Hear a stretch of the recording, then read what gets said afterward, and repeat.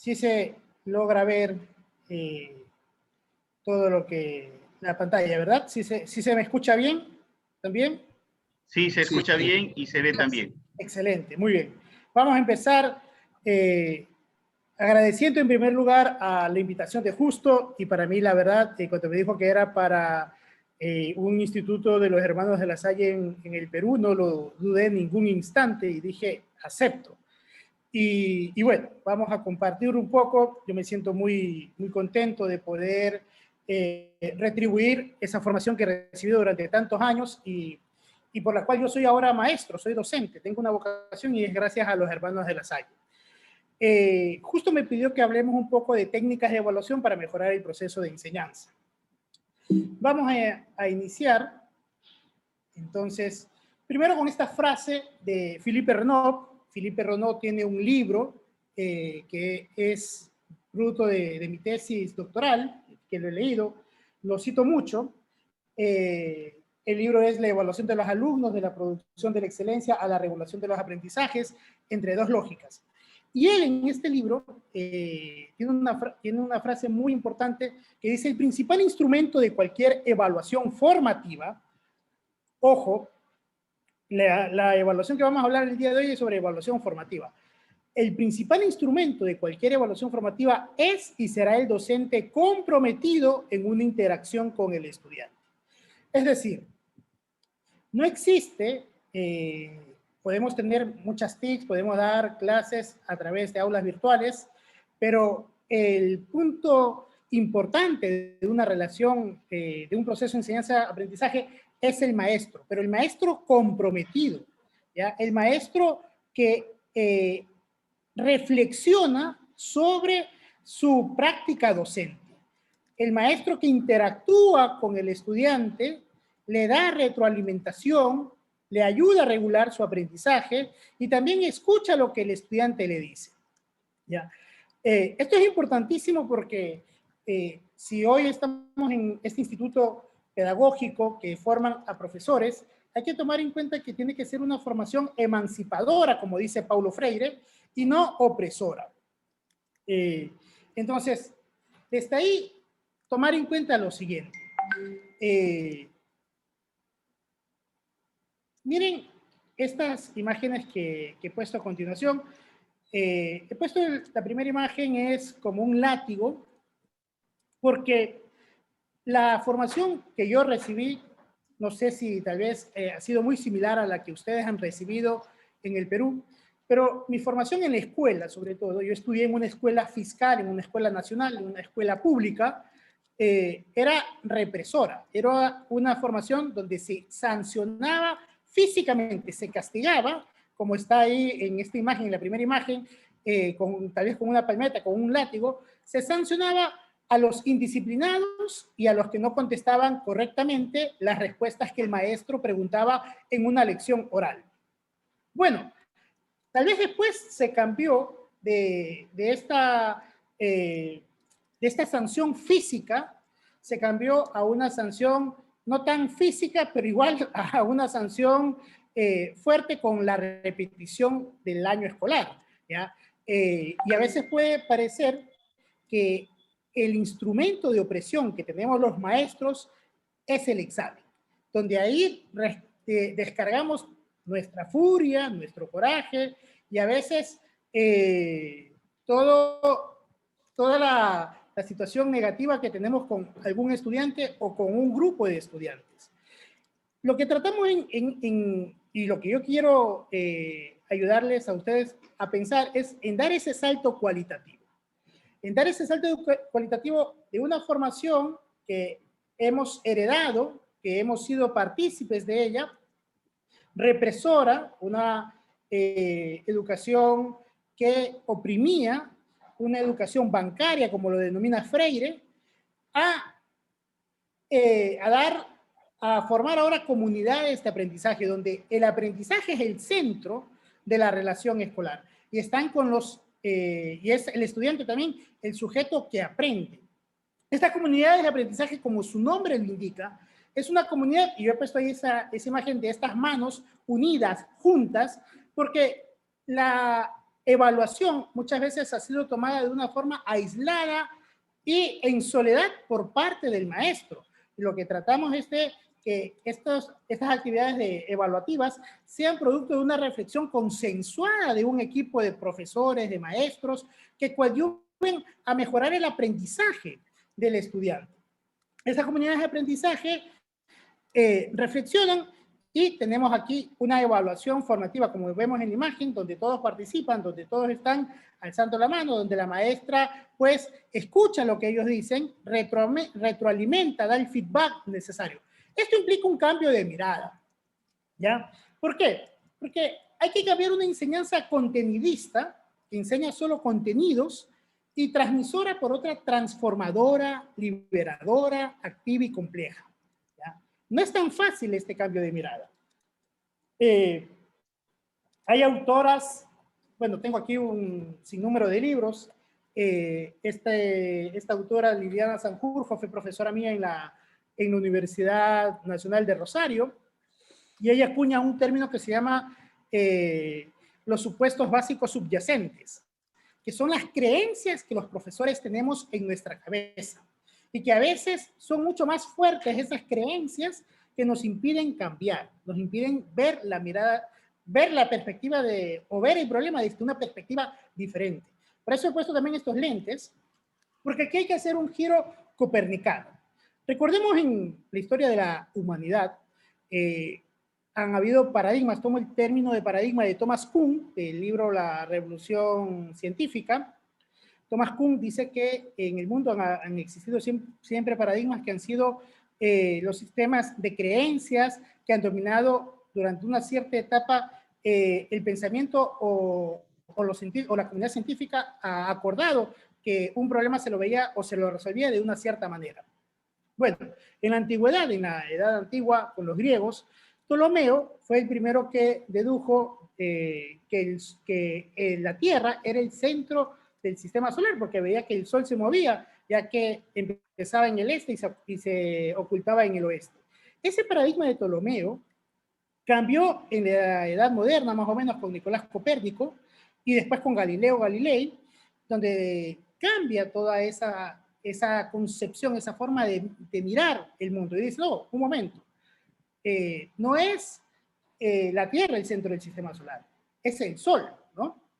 Entonces ahí hay que hacer a veces, en lo que es la evaluación, sobre todo en evaluación formativa, hay que hacer un cambio de mirada, hay que hacer un cambio de paradigma, hay un paradigma emergente, un paradigma disruptivo en lo que es evaluación.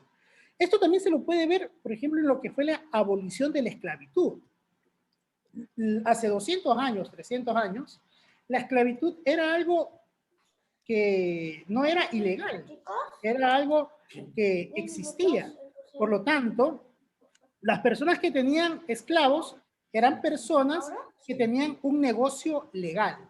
La primera persona que empieza a decir esto no está bien, hay que abolirlo porque somos seres humanos, somos seres en igualdad, en semejanza, en imagen y semejanza, sobre todo para las personas cristianas, católicas, ¿ya? Empieza a pensar que no por el color de la piel tiene que unas personas son mejores que otras. Entonces la abolición de la esclavitud también implicó un cambio de paradigma. Llevó hasta una guerra civil en Estados Unidos y hoy, por ejemplo, nos escandalizaría a todos nosotros pensar que existen esclavos. Pero hace 200 años no era un escándalo, más bien se escandalizaba en que se pudiera abolir.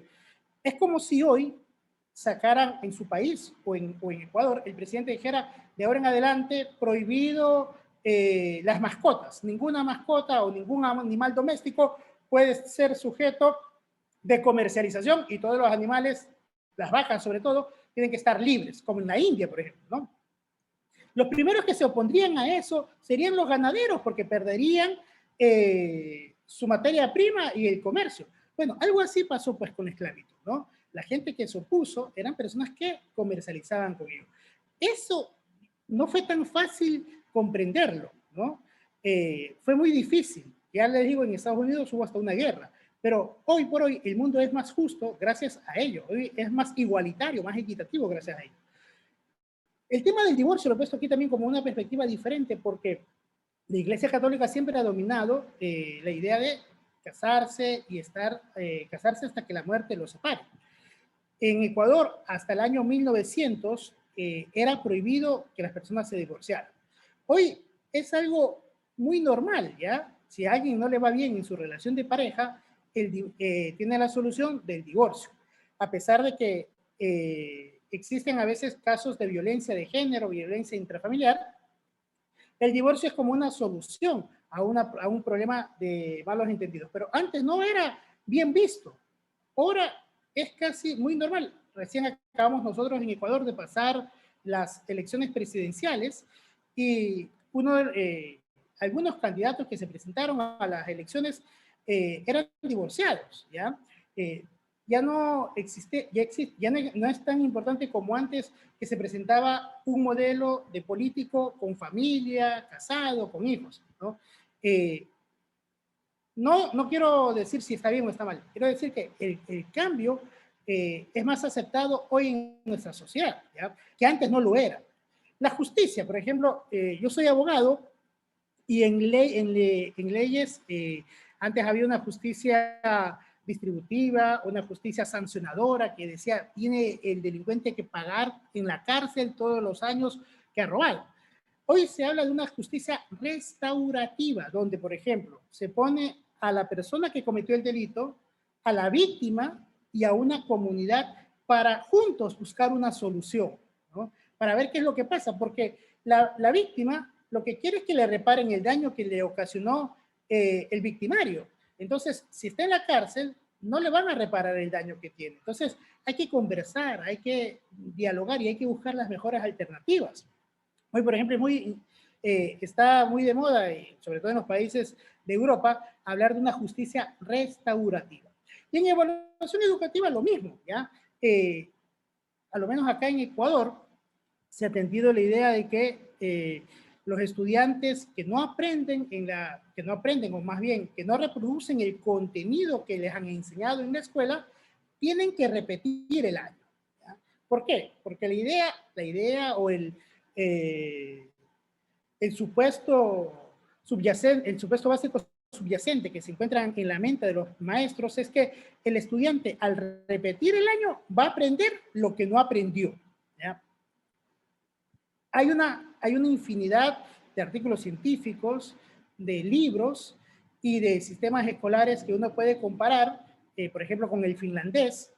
Aquí tengo otro libro del cambio educativo en Finlandia, donde la repetición escolar es el 0%, es decir, nadie pierde el año. Y eso tendríamos que darnos cuenta que tal vez no solo hay que cambiarlo de la evaluación educativa, sino que hay que cambiar el sistema escolar en todo su conjunto. Otra cosa que también llama mucho la atención y es como una reflexión que les comparto con todos ustedes, es que nosotros a veces los maestros somos expertos evaluadores, pero cuando el Estado quiere evaluar a los maestros, somos los primeros que salimos a las calles a protestar por dicha evaluación.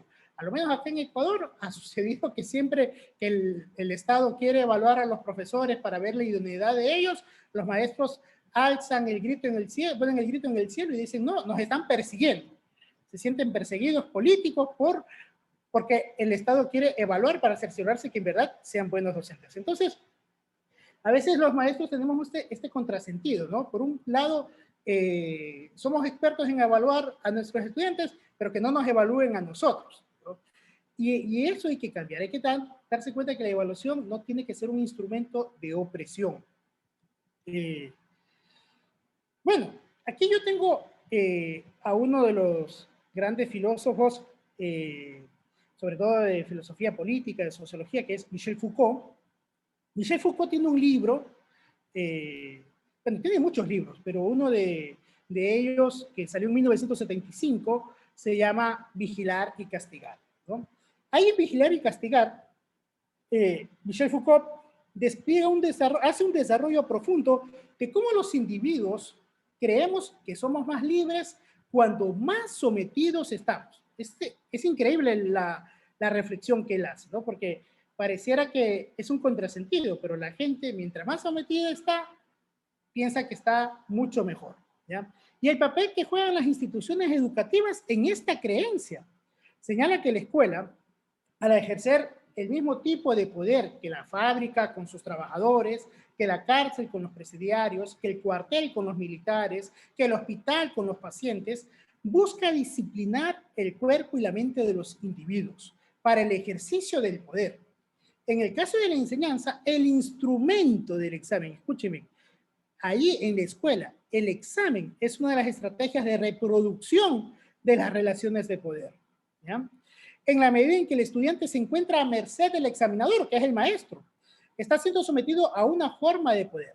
Las personas se clasifican como objetos, revelándoles la verdad sobre sí mismos, y al construir de este modo a los sujetos, el poder moderno reproduce individuos gobernables.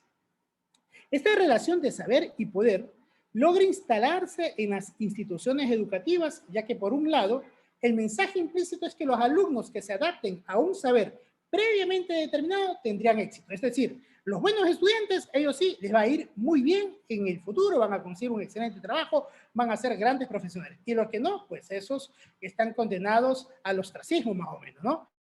Y quienes no se adapten a tal saber tenderían al fracaso que luego se extendería a lo social. De esta manera, la educación que debería garantizar el acceso libre al saber supone un objetivo de lucha política. Todo sistema de educación es una forma política de mantener o modificar la adecuación de los discursos con los saberes y los poderes que implican. Las instituciones educativas, las escuelas, colegios, universidades, son un terreno privilegiado para estudiar el poder, pues en ella este poder se ejerce clara y explícitamente. En ella se construye un saber y se explicita un poder.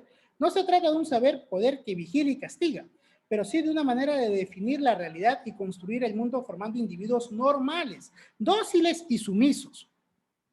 Dejando aflorar el currículum oculto que habla Henry Giroux, también tiene un libro que se denomina Teoría y Resistencia de la Educación, donde él habla sobre el currículum oculto, que es lo que no está explícito, pero que se enseña en las escuelas, ¿ya? Estos individuos, según Foucault, tendrían éxito en una sociedad sumisa y disciplinada. Esto es increíble porque sería enseñar para obedecer, cuando ya con Freire hay que tener una educación emancipadora, enseñar para pensar, ¿ya? Entonces, ¿qué es lo que defienden los docentes con la evaluación? Con este tipo de evaluación, muchos docentes. Lo explica muy bien Perrenot y dice que los docentes saben que las notas no son confiables, que no pondrían la misma nota, el mismo trabajo si se presentara unas semanas más tarde. Es más, incluso él hace un trabajo de investigación donde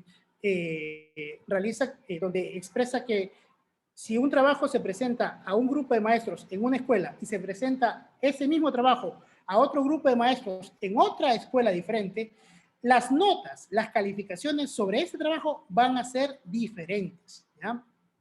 Entonces, las calificaciones a veces son muy subjetivas, las de los maestros, ¿ya? Pero estos docentes que están un poco armados o que defienden este tipo de evaluación, lo que dice Perrano es que defienden un placer de mala calidad, pero seguro, garantizado, cotidiano. Ese placer es el placer del poder del que habla Foucault, con P mayúscula. El docente es el dueño absoluto de sus notas. Y eso, ahora acá en Ecuador, ha cambiado un poco. Ha cambiado un poco, pero igual sigue existiendo prácticas duras, fuertes. Antes, por ejemplo, cuando yo era estudiante de colegio, un solo docente tenía el poder de promover o de hacer reprobar a un estudiante, ya que los maestros eran los dueños absolutos de sus materias y nadie podía decirles nada. Más o menos en el año 2012, con la nueva ley de educación, se dice que es la junta de curso, es decir, el equipo de maestros, el que determina la promoción o no de un estudiante al otro curso, ¿ya? A pesar de que la nueva ley de educación en el Ecuador pone muchas trabas para que los chicos no repitan el año, sino más bien da facilidades para el aprendizaje y para que los docentes en verdad trabajen con los estudiantes que más problemas presentan, más dificultades presentan en la clase y en el aprendizaje. A pesar de todo ello, los maestros se dan modos para seguir haciendo repetir el año a muchos estudiantes acá en el Ecuador, ¿no? Esta pandemia, por ejemplo, visibilizó esos problemas, ¿ya? La ministra de Educación el año pasado decretó que nadie en el sistema educativo, por la situación que estábamos viviendo, recuerden que Ecuador fue un muy mal ejemplo de cómo no teníamos que hacer en la pandemia, fuimos ejemplo de lo que no se debía de hacer por los muertos en las calles que existían. Entonces la ministra de Educación dijo, nadie puede perder el año, porque en esta situación que estábamos viviendo de sufrimiento, de dolor, encima causarle más dolor al estudiante perdiendo el año, no era algo humano. Bueno, los gritos de muchos docentes, de muchas instituciones educativas, de directivos, fue que la calidad educativa iba a descender, que ya no iba a haber buenos estudiantes, que así pase todo el mundo. Y es muy mal visto desde esa forma, es una muy mala concepción ver la evaluación desde una perspectiva, desde una connotación negativa, ¿ya? Porque la evaluación puede ser vista como una heroína, como lo podemos ver acá, o puede ser vista como un villano, ¿ya? La evaluación, no, tenemos que ver la evaluación más bien como una heroína, una evaluación que nos ayude a que los estudiantes aprendan, porque esa es la idea. La idea de la evaluación no puede ser un instrumento de opresión, de humillación, de desigualdad, sino más bien la evaluación tiene que, primero, darle al maestro, darse cuenta si el maestro está haciendo bien su trabajo o no, reflexionar sobre la práctica, si en verdad lo que estoy dando, el trabajo que estoy haciendo en el aula, si lo que estamos revisando con los estudiantes está calando hondo en ellos o no. Estoy tal vez, yo como maestro, al ver los resultados de mis estudiantes, lo que tengo que pensar es, no que el estudiante es malo, sino que yo como docente tal vez no soy lo suficientemente bueno y tengo que buscar alternativas didácticas y pedagógicas para llegar más a los estudiantes. Pero no hace una comparación con el médico. Miren, yo estudié también en la universidad en 1998. Antes de estudiar en la Universidad Católica, inicié en una universidad pública, iba a estudiar medicina. Y en medicina, los maestros médicos se peleaban unos a otros diciendo quién era quién era mejor profesor, tomando en cuenta el número de repetidores de año o de desertores en la clase de él. Entonces, se pensaba que un buen maestro en medicina era muy bueno porque de 100 estudiantes, 5 pasaban, el resto se quedaba, ¿no? O 10 pasaban, el resto se quedaba. Entonces, pero no dice, cuando uno va, por ejemplo, al médico, ningún médico puede decir, de 100 pacientes, 5 se salvan conmigo y 95 se mueren, porque sería considerado un pésimo médico, ¿ya? Es igual con los maestros. Nosotros lo que tendríamos que ver, y lo utiliza mucho con lo de la medicina, es que cuando el médico, por ejemplo, hace un diagnóstico y le pregunta al paciente, le pregunta para saber cómo poderlo ayudar, para poder encontrar la mejor medicina, para saber qué es lo que le pasa, cómo poder mitigar el dolor del paciente, ¿ya? Para poderlo acompañar de mejor manera. De igual manera, el maestro, por medio de la evaluación, no tiene que ser un sancionador, sino más bien darse cuenta qué es lo que está él fallando, qué es lo que está pasando con los estudiantes, ¿ya? Para poder acompañar de mejor manera. En la evaluación hay que tomar en cuenta lo siguiente, los grupos no son homogéneos. Esto hay que grabárselo en la cabeza. Muchas veces pensamos que el maestro enseña la clase y porque enseña la clase todos aprenden. Los procesos de enseñanza-aprendizaje no son paralelos, no siempre cuando el maestro enseña, el estudiante aprende. Y el estudiante aprende no en el salón de clases, puede aprender en el patio, puede aprender en la casa, viendo videos en YouTube, puede aprender en el jardín, puede aprender en el patio del colegio, ¿ya? Por lo tanto, cuando hablamos de heterogeneidad, homogeneidad, la mayoría de los sistemas educativos en el mundo entero pone énfasis en los contenidos que se enseñaron. en lugar de enfatizar en los aprendizajes. Ningún grupo es completamente homogéneo. Tenga usted en cuenta, cuando usted entra a clase, hay una diversidad de estudiantes. Ustedes en días anteriores tuvieron una capacitación también sobre las inteligencias múltiples de las que habla Howard Gardner. Bueno, hay que tomar en cuenta que algunos son más lingüísticos, otros más de la lógica matemática, otros más de habilidades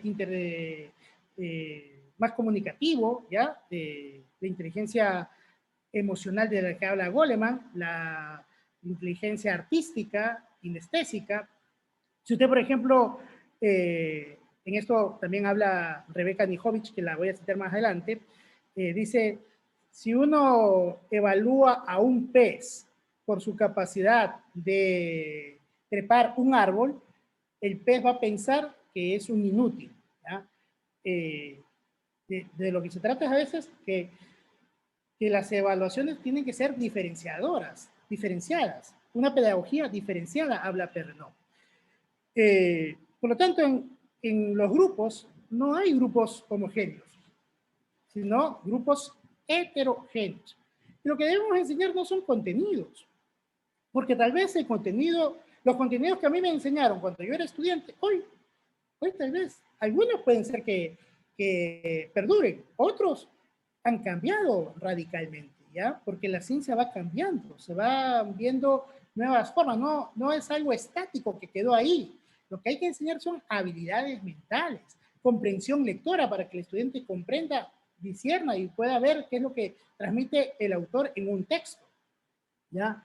La evaluación formativa, ¿ya?, brinda informaciones, identifica y explica los errores, no sanciona el error, no castiga el error, ¿ya?, sino que utiliza el error para que el estudiante se dé cuenta que no lo está haciendo bien.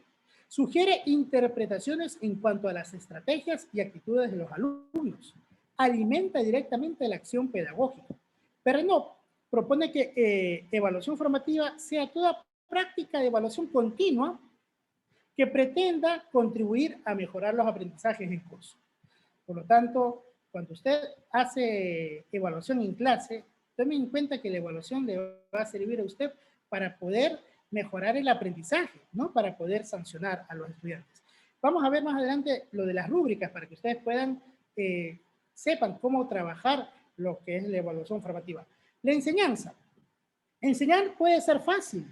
Lo difícil es enseñar bien. Enjuiciar a alguien puede hacerse apresuradamente, pero evaluar a una persona o un proceso educativo es una tarea seria y compleja y requiere preparación con anticipación. No enseñar contenidos, sino enseñar a pensar correctamente, enseñar habilidades, ¿ya?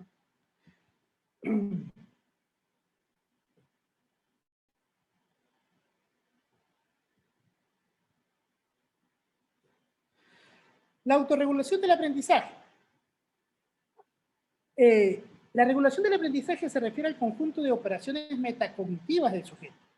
Cualquier regulación en la mente humana no puede ser sino una autorregulación, es decir, cuando el maestro habla con el estudiante en una interacción que tiene que ser siempre fluida, cercana, el maestro lo que hace es que el estudiante piense sobre lo que está realizando, ¿ya? Haga procesos metacognitivos. La metacognición implica una reflexión, un autoconocimiento, una autorregulación, una autoevaluación y una transferencia de ese contenido a un contexto específico, ¿ya? La evaluación también sirve para es una toma de decisión de evaluación, ¿ya? ¿Qué decisión se puede tomar? Dependiendo de en qué paradigma nos encontremos. Si estamos en un paradigma tradicionalista, la toma de decisión implicaría la aprobación o no de un curso, es decir, la evaluación es una evaluación certificadora, ¿ya? Esto conlleva que algunos aprueben y otros no aprueben.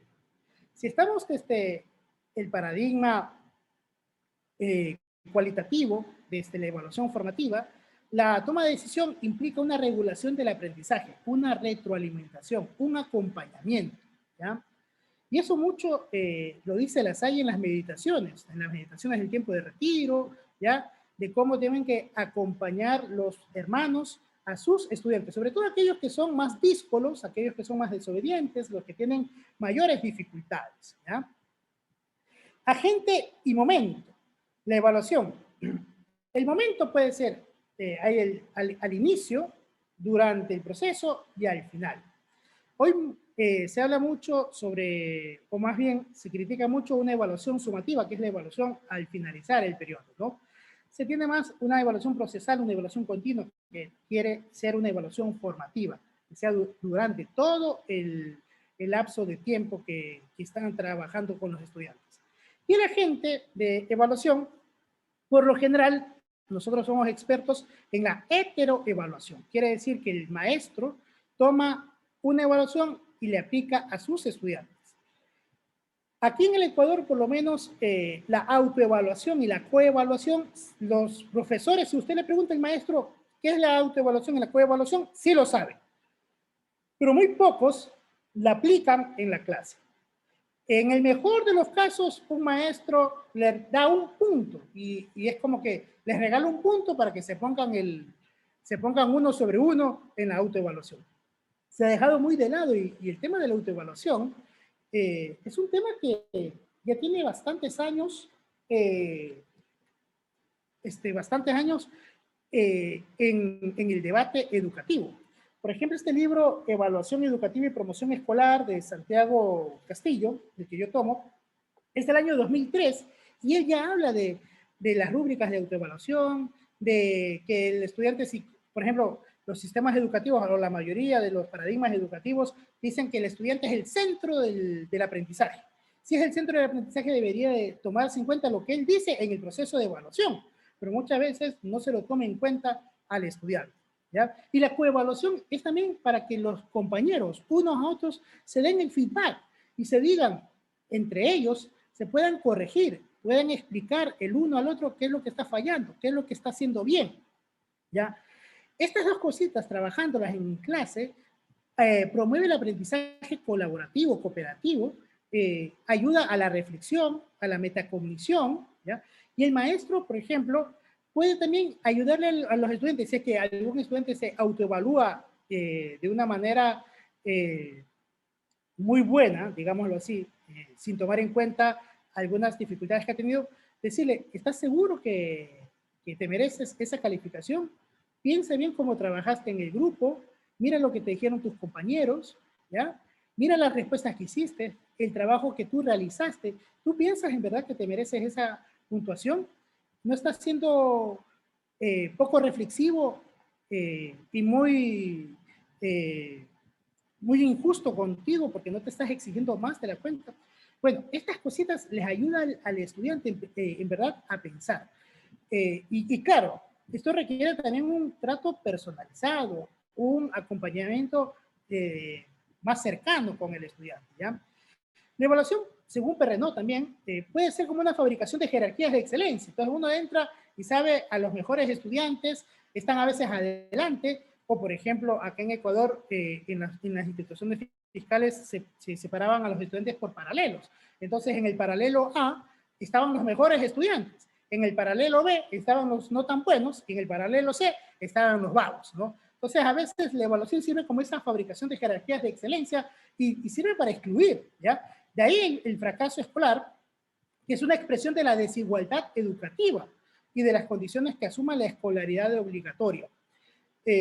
Sobre el fracaso escolar, mucho escrito, también se escribe mucho, pero hay también un libro de Patricia Madoni que denomina el estigma del fracaso escolar, donde dice que la verdad, lo único que conlleva el fracaso escolar, en este caso el fracaso escolar como una repetición de curso, una pérdida de año, es a la baja autoestima de los estudiantes, no a la mejora de los aprendizajes. Los chicos que repiten el año, a lo menos acá en Ecuador, la mayoría de veces repite el año y uno le pregunta, ¿y aprendiste lo que no aprendiste el año anterior? Dice, no.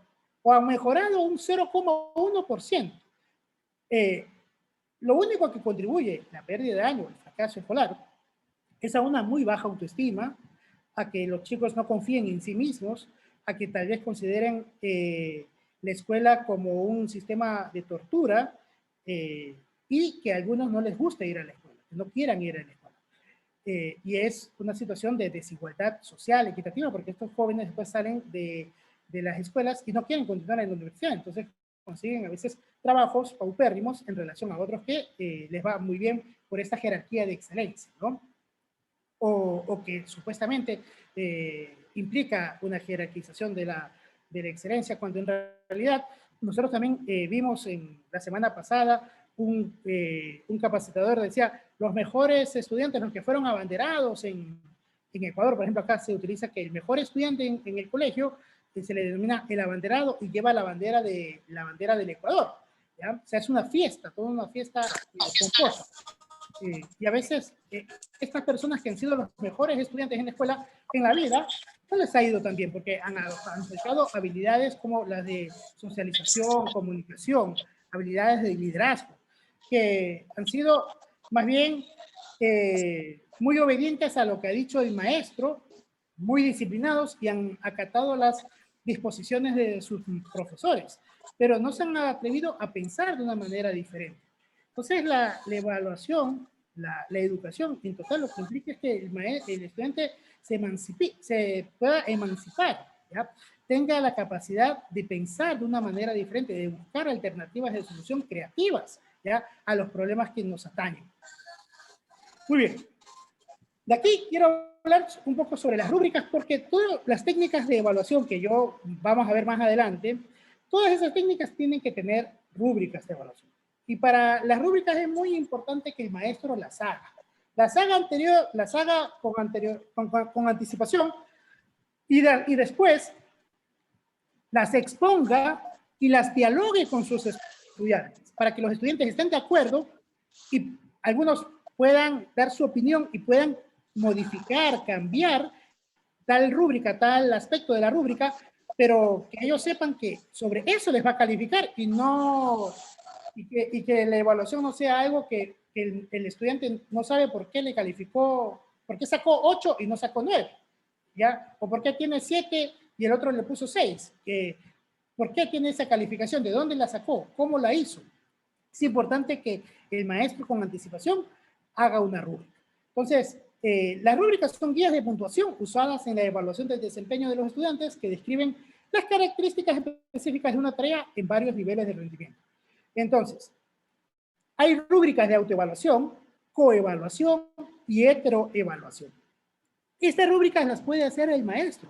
El trabajo del docente implica pensar qué rúbrica voy a utilizar, qué voy a hacer, de acuerdo al trabajo que voy a hacer con mis estudiantes en el salón de clase. Y es importante que ahí el maestro piense.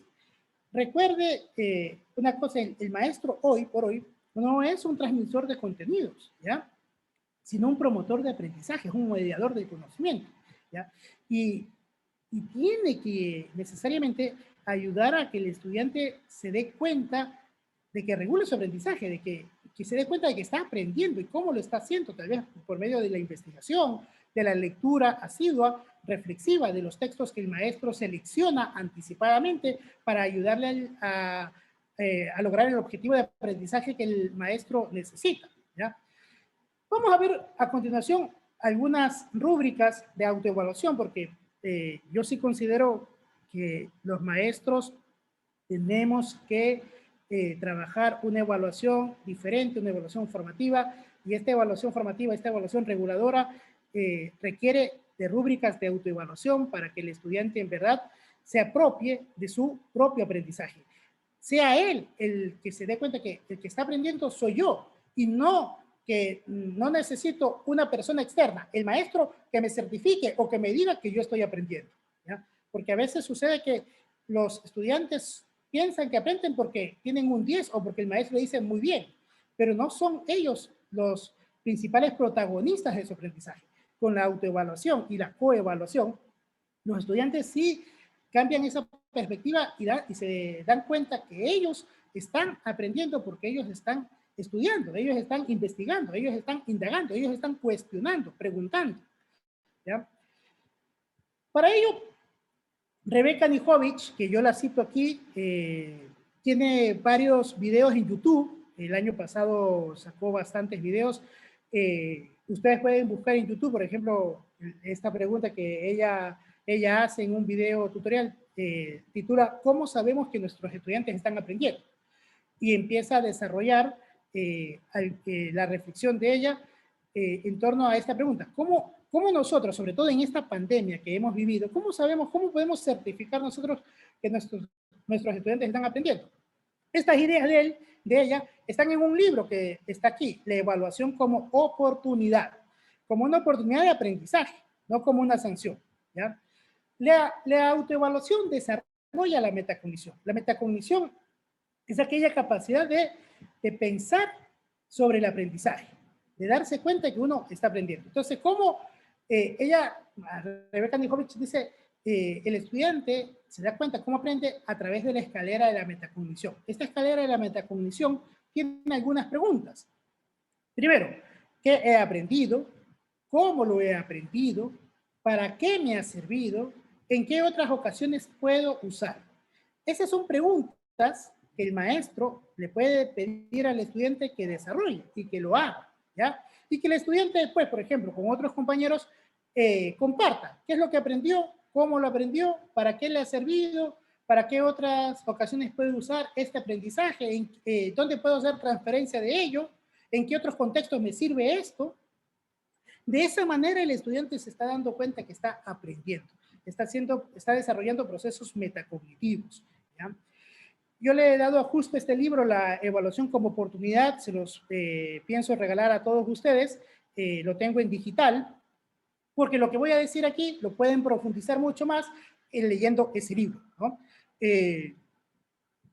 Bueno, también existe un cuestionario de autoevaluación que ustedes como maestros pueden hacer con sus estudiantes. Por ejemplo, le pueden decir, ¿cuáles son las dificultades que encontré en esta clase o o en la exposición del día de hoy o en esta actividad ya que hemos desarrollado? Entonces, las diferentes respuestas a esa pregunta podrían ser comprender las explicaciones del docente. Eso le implica que el maestro tal vez no tiene la didáctica o la estrategia metodológica apropiada para poder llegar al estudiante, explicar mis ideas por escrito, explicar mis ideas oralmente, fundamentar mis planteos. Si dice eso, fundamentar mis planteos, bueno, hay que darle herramientas, por ejemplo, textos, para que pueda un poquito investigar, indagar y profundizar en el aprendizaje, comprender los textos, manejar un vocabulario nuevo, ¿ya? Un ejemplo de autoevaluación, por ejemplo, serían preguntas. Hacemos este pequeño cuadro y les hacemos las siguientes preguntas a los estudiantes. ¿Entiendo las tareas que tengo que hacer en esta actividad? Sí, no y un comentario. ¿Sé cómo hacer estas tareas? Sí, no y un comentario. ¿Necesito ayuda? Sí, no y un comentario. ¿Qué me resulta más fácil en esta tarea? Sí, no, un comentario. ¿Qué me resulta más difícil en esta tarea? Sí, no y un comentario. ¿Ya? Pienso cómo aprendo. Es otra forma también de autoevaluación.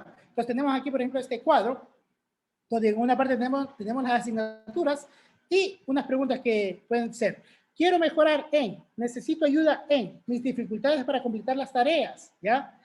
Entonces ahí tenemos ciencias naturales, física, matemáticas, música. Esto le puede servir, por ejemplo, al tutor del curso, al profesor guía, es decir, el profesor que es el responsable de todo el curso. Acá en Ecuador le llamamos el tutor o el profesor guía, que es el responsable de todo el curso y que sirve, por ejemplo, como el nexo de comunicación del curso con los diferentes maestros. Entonces, esto le puede utilizar el profesor y los resultados que le dicen los estudiantes después lo puede comunicar en una junta de curso o le puede hablar al profesor, ¿no? Mira, los estudiantes tienen estas dificultades. Claro, esto hay que pensar que el maestro no puede ser una persona que trabaja de manera aislada, sola, sino en equipo, en una comunidad de aprendizaje.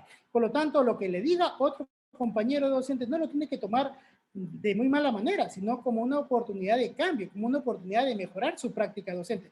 Debería en verdad de pensar, tal vez yo estoy equivocado y tengo que mejorar, tengo que cambiar.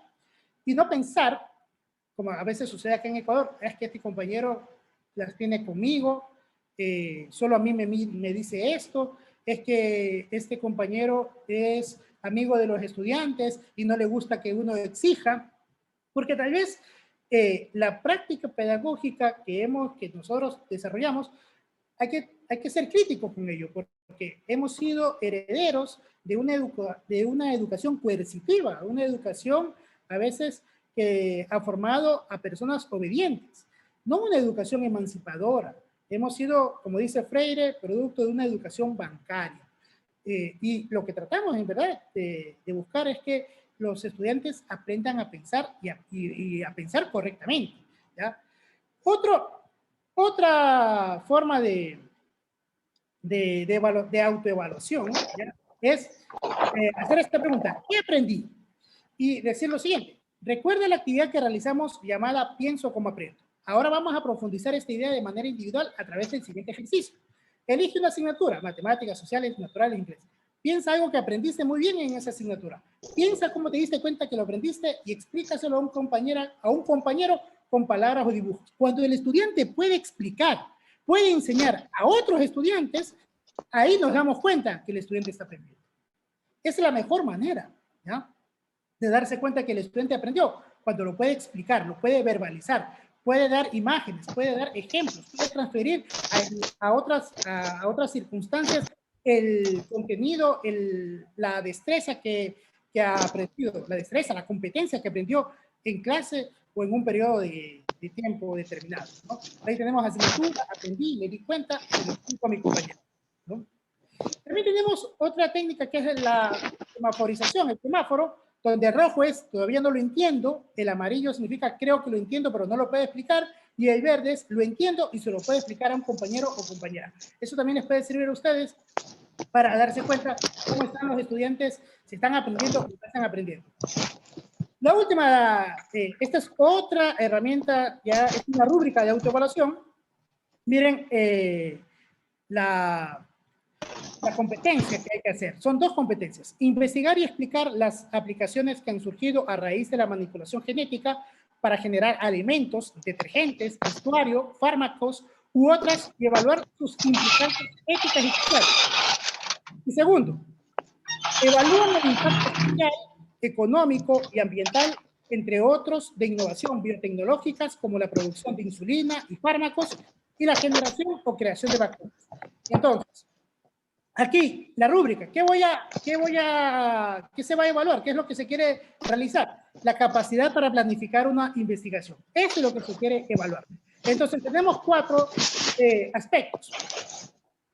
Algún compañero creo que tiene el micrófono encendido. No sé si lo podemos apagar. Gracias. Tenemos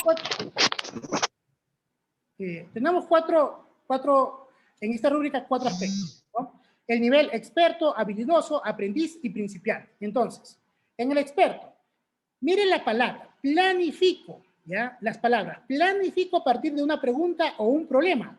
Utilizo variedad de fuentes de información científica. Selecciono instrumentos y materiales de acuerdo con las variables de estudio. Si un estudiante se considera que es experto, debería de ponerse ahí una X o un visto.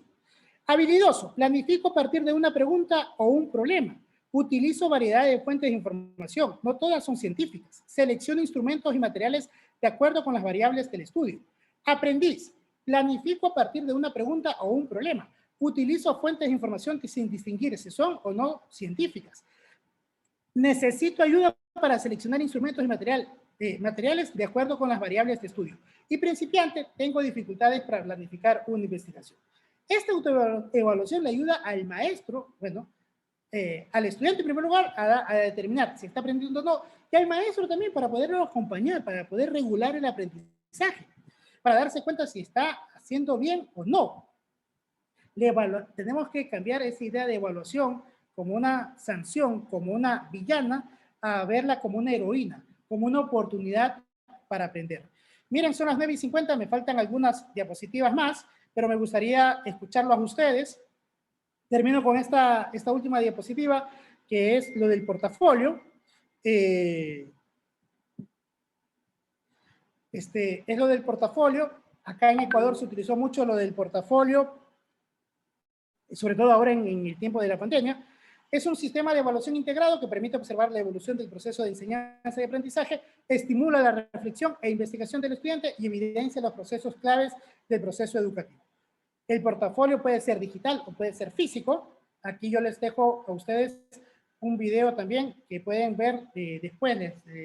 Pueden ustedes ingresar al link, les voy a compartir el link y pueden ver el video del portafolio estudiantil. Quiero terminar aquí, quedan algunas cositas más por decir, pero bueno, en cuestión al tiempo y porque me gustaría escuchar alguna inquietud que ustedes tengan, vamos a terminar y abrir las preguntas que ustedes quieran hacer o la reflexión que quieran compartir.